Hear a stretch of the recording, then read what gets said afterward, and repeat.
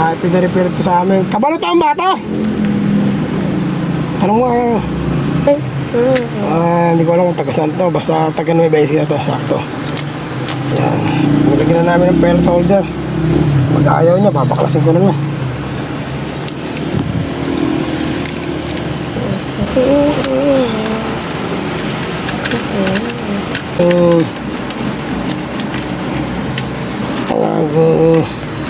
Nagpa-repair, nagpalagay na ng ganito eh.